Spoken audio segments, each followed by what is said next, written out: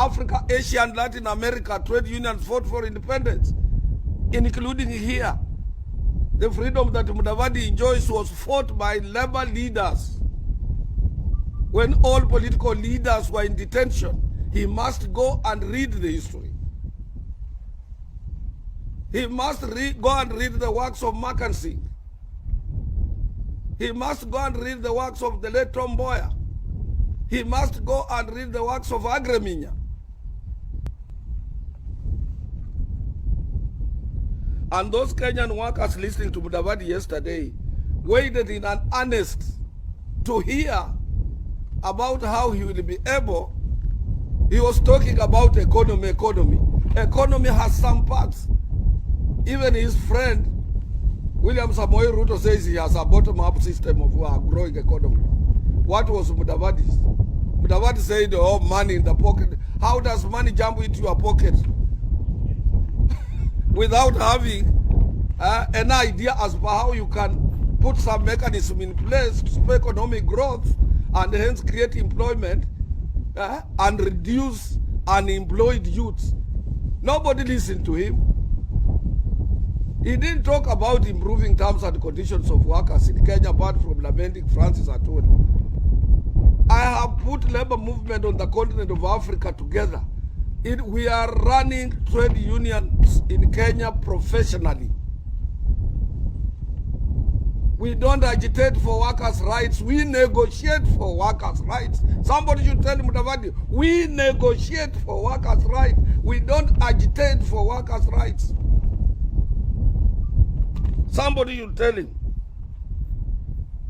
It is sad that even as a presidential candidate, Mudavadi still continues fighting small wars. He needs to grow beyond those small wars that he's fighting if he's to be taken seriously as a presidential candidate. Much disturbing is the fact that Mudavadi is so naive that he doesn't seem to understand how the labor movement in Kenya works. He has never been told that the Secretary General of Court is not the Minister for Labor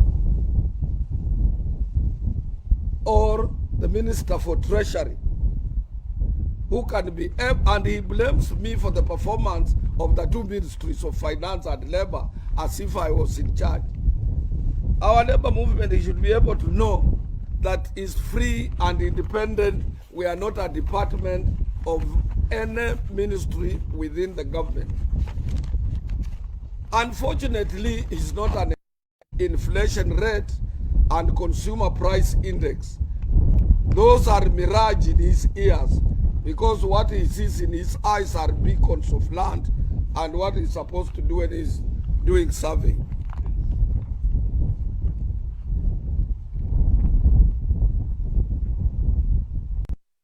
He goes further and he avers that if he became president, he can have some authorities and powers of changing leadership of labor movement in this country. Who will allow him? Musalia he should go and read how we operate, both employers associations and employers organizations, trade unions and governments. We are social partners anchored under the International Labour Organization various conventions. You cannot wake up from the wrong bed of your from the wrong side of your bed and you say, since I'm a president, I want to remove leadership and change leadership of court. We have structures, we have our constitutions. Our constitutions are agreements between ourselves and ourselves. We are not led under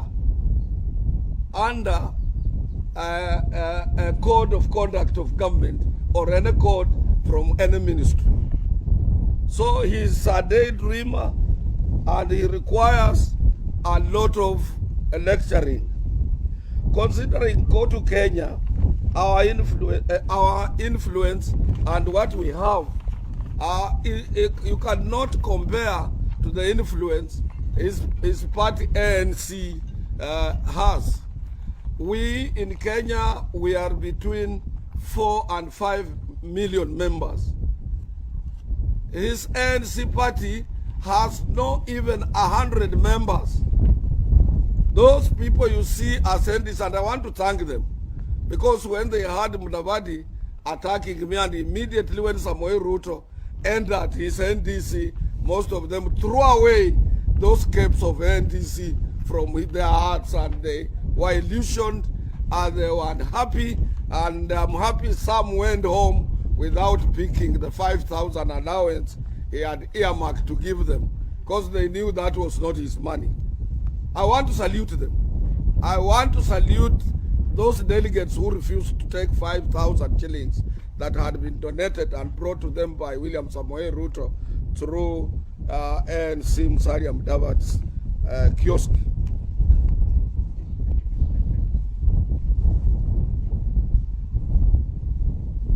He talks about cluelessness. To me, Musalia is so weak and clueless. And if you ask me who is clueless, it's Mudavadi. That even if I were to make him the Kotu Kenya Secretary General, it won't take 24 hours before he's removed.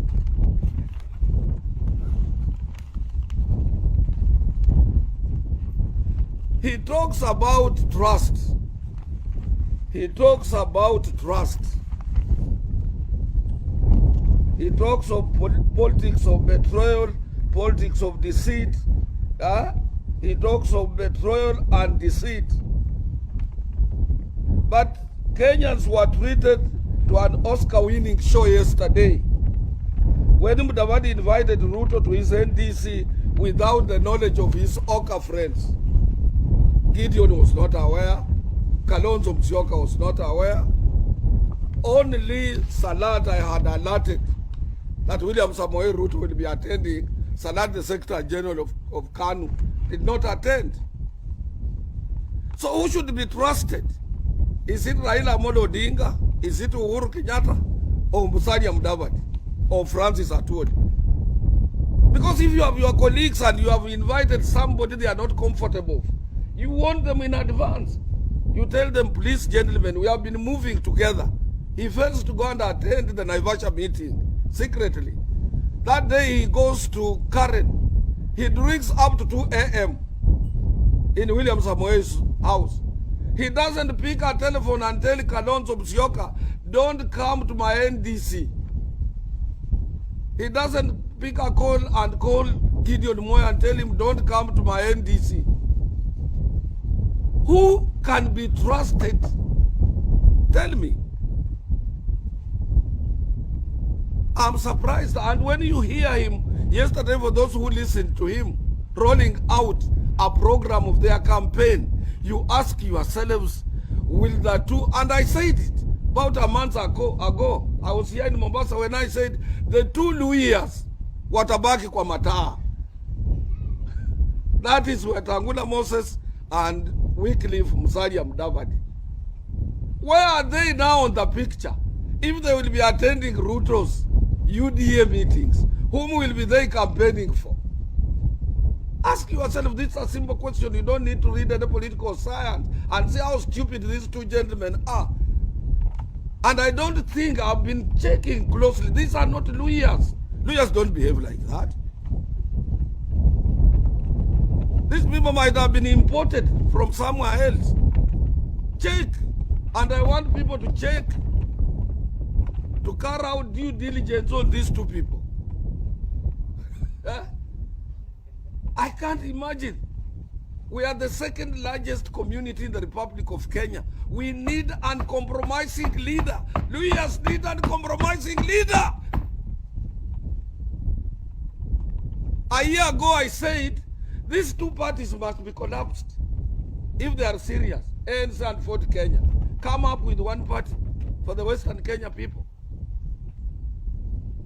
And if you don't, what will they be implying? I said that two political parties, that is ANC and Ford Kenya, these are political commercial kiosks for the two guys. I don't know whether you people have heard. When it started circulating that William Samoei Ruto, there was a rumor, gave Musalia 300 million to put up his current home. I said no. Musalia had an insurance firm, Somebody told me, no, that farm collapsed. As he asked me, what is Musalia doing? He doesn't have any business. Apart from the 2 kiosks, the political parties, they have Fort Kenya and ANC. Yesterday, it was evident that his current home was put up by William Samoei Ruto.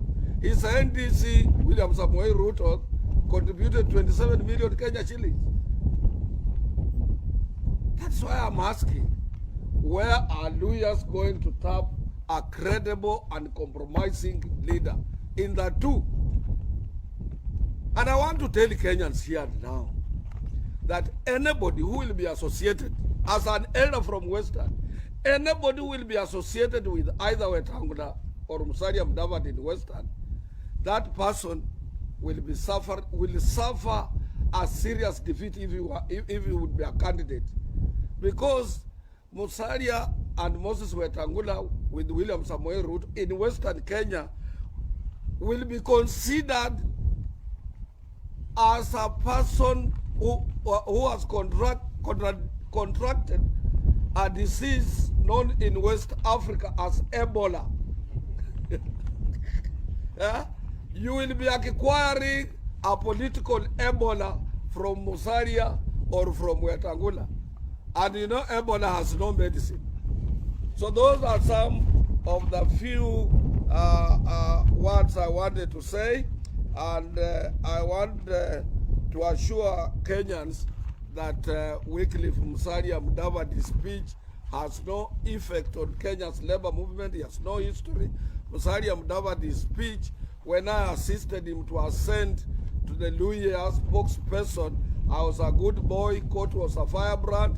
Yesterday, because I'm not supporting him, and I cannot repeat, because Tangula's hands are Luhya safe, are Kenyan safe.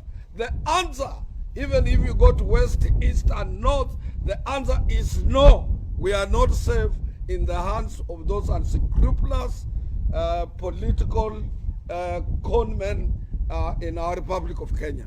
Kenyans are safe currently. The entire Republic of Kenya is safe in Raila Amolo Odinga's hands. And therefore, the entire Western Kenya is Azimio.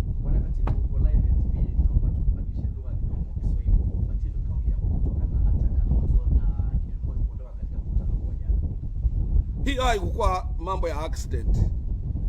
Mimi hapo mbeleni nilimtafuta Gideon nimwambie nilikuwa nimepata habari ya kwamba NDC ya Mudavadi imekuwa funded na William Samoei Ruto. Na wale walikuwa wanaangalia kwenye runinga jana, yeye ndiye alikuwa guest of honor. Because yeye mkutano ulikuwa wake. Na mngeliona wengi waliohudhuria walikuwa watu wa chama chake. Kwa hivyo kitu Mudavadi alifanya ni kuwauza wenzake betrayal. Angeliwaambia mapema, look here, siku ile alikataa kwenda Naivasha. Angeliwaambia, gentlemen, mimi tayari nimeshauza ume wangu. Ameuza ume yake. You know manhood. Angeliwaambia nimeuza ume wangu kwa William Samoei Ruto na msije. Angeliwaambia hivyo.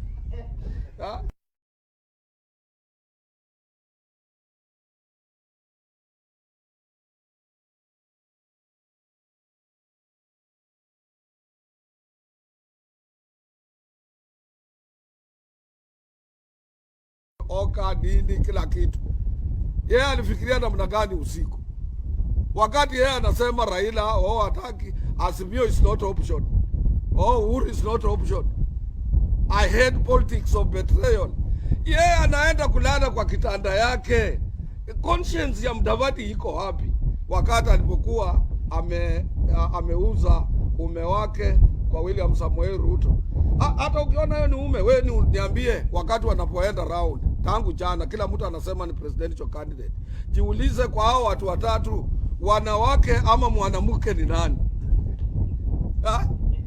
Hiyo ni swali unataka kujiuliza, ni nani mume na nani?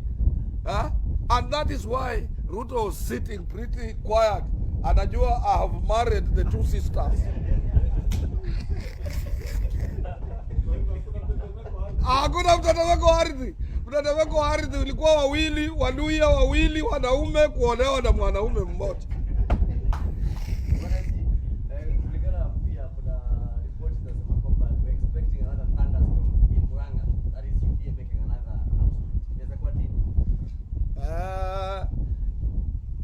Wewe uliona mtetemeko wowote jana? Bado unasubiri. Tena yeye Murang'a utasubiri mpaka August. Mtetemeko ambao utakuwa katika Kenya ni tarehe 9 mwezi wa 8 saa 4. Raila Amolo Odinga atakuwa ameshachukua kura zote na hakutakuwa na rerun. Cause hawa wanawake wawili hao wanadanganya William Samoei Ruto ya kwamba they will be a rerun. Hakuna rerun. I've said Kenyans will turn up in large numbers. People will vote. People will vote. And hakuna mambo ya rerun. Na pia kule sendi za William hawakifikiria they will not create an impact either in Western Kenya ama Kenya as a whole. Na usifikiria watu wa Murang'a ni wajinga. Na usifikiria watu wa Mount Kenya ni wajinga hivyo. Na usifikiria wa Kenya ni wajinga. Wa Kenya wana history, wanangojea siku. Wanangojea siku. Kwa hivyo sidhani kama hizo mirengo sitakuwa na hatu kuwekea yote. Lakini ni mchezo gani pengine hawa wawili wanacheza? Huenda pengine naibu rais William Ruto akakosa kuchukua usalia kama naibu wake. Je, pengine bado kuna mustakabali wa kutafuta naibu rais kutoka eneo la Mlima Kenya? Mudavadi ata add which value? Ataenda na nini? Kwa kuuza ume? Kuuza ume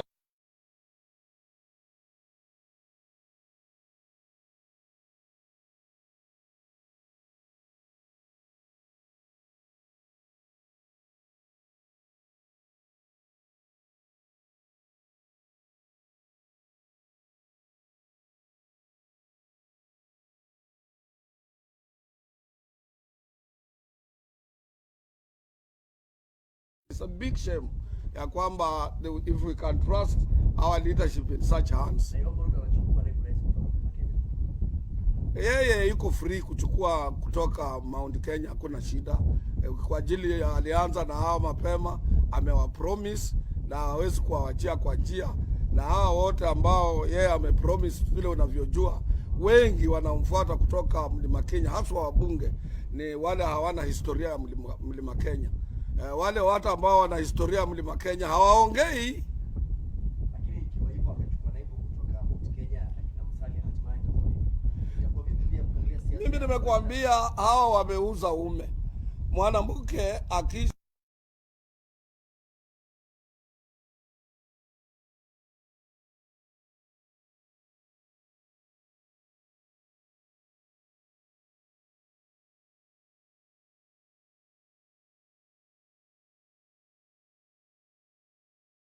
Samoei Ruto. So what you're saying is Raila, Ruto united with Mudavadi and a leader from Mount Kenya cannot be trouble for Raila?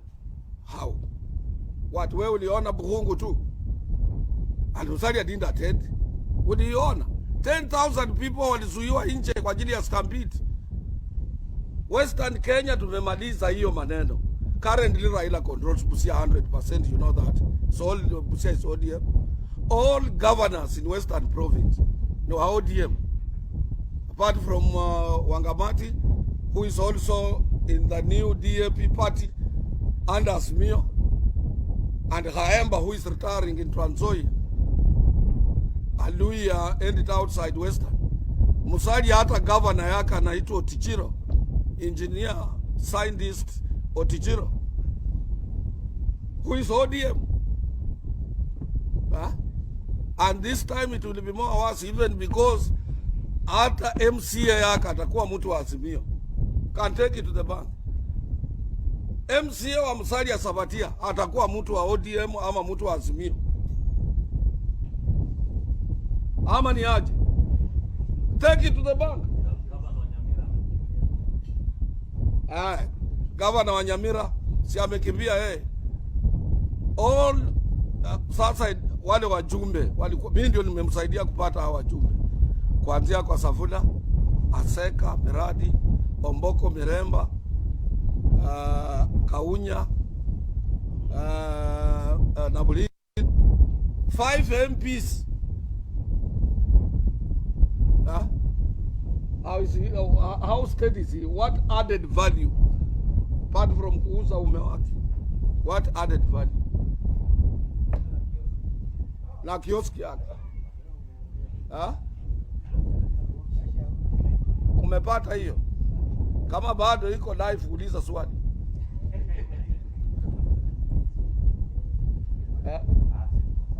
Mko sawa?